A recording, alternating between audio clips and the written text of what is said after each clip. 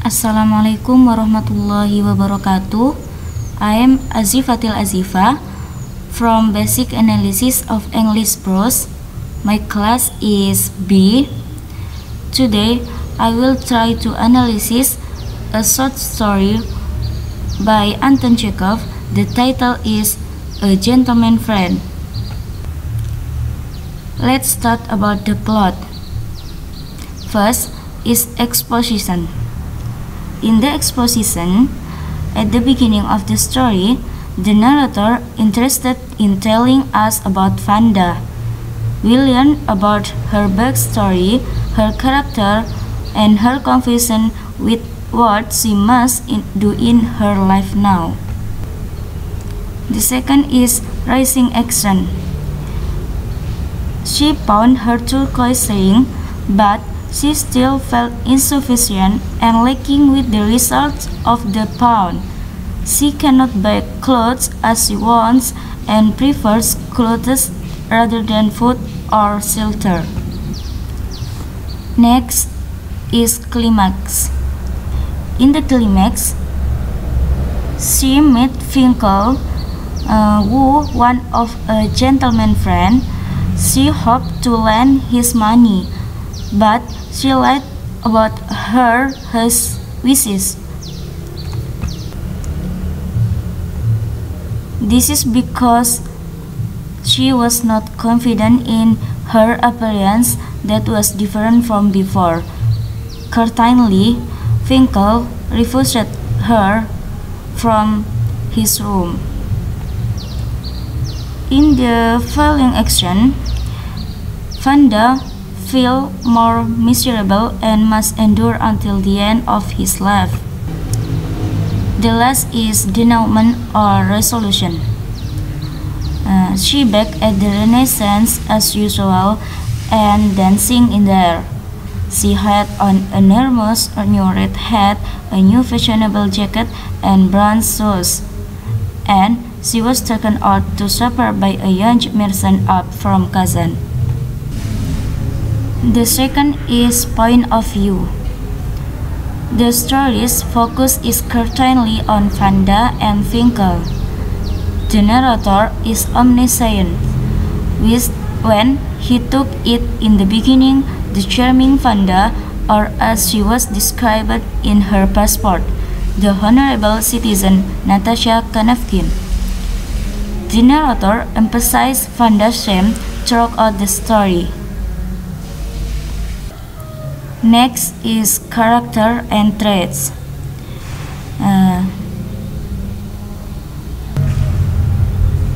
The major character is Vanda. Vanda is charming girl.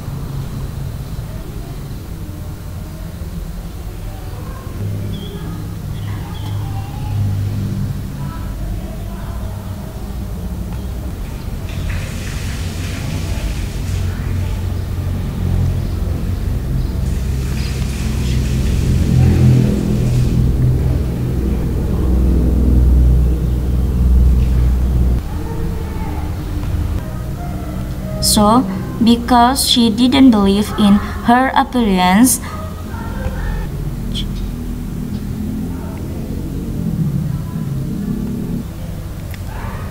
the minor character is Finkel, who frightened dentist. He provides the best service for Vanda's complaints. The third character is servant, who serves properly throughout the story. In the setting, we know that Vanda had nothing before on leaving the hospital. She cannot come at the Renaissance in the evening as usual. In the long hesitation, Vanda thinks to lend money from some gentleman friend. After that, she go to the lodgings of some gentleman friends. She also came to the dentist room and consulting room in the Finkel's house. Vanda sank into a soft armchair in there.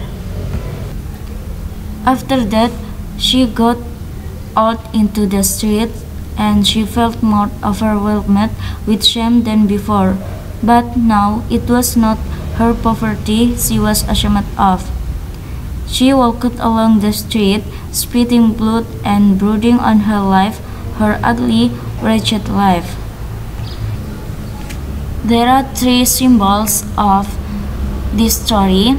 The first is Renaissance, where Vanda worked as usual. The second is the lodgings of some gentleman friends. And the third is dentist room and consulting room in Finkel's house. From this story, I got two themes. The first is help from others is definitely needed, but first try to solve by yourself if able. The second is the reality is not as beautiful as expectation.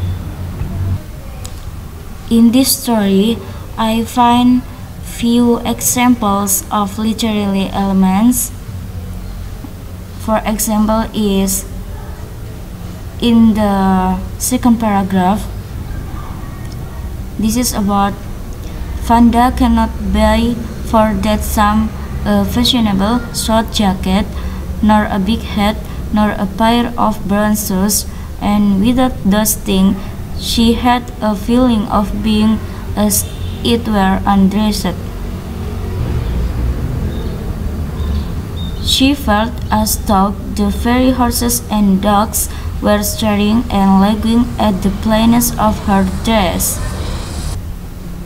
The other example is Vanda hardly during the pulled the bell in front of Finkel's house.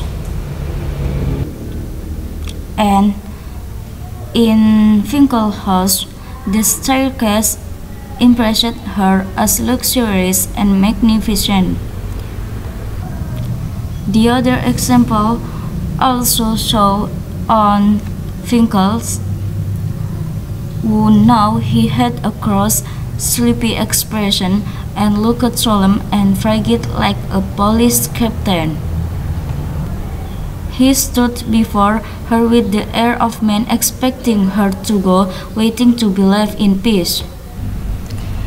In the formulate opinions, I disagree with the author because Vanda had lied to Finkel about her main desire to meet him, who she hoped to lend his money. We should be confident in what we have. For example, appearance, this is not like Vanda in the story. The last, I will make connection to anything that is about humans are social beings who cannot live alone, which means that they need help from one another in their survival. We always know and find this statement in quotes or etc. In fact, every day, humans are always in contact with other people and their environment. Okay, I think that is about my analysis about short story. And thank you for your attention and I hope you enjoy. Wassalamualaikum warahmatullahi wabarakatuh.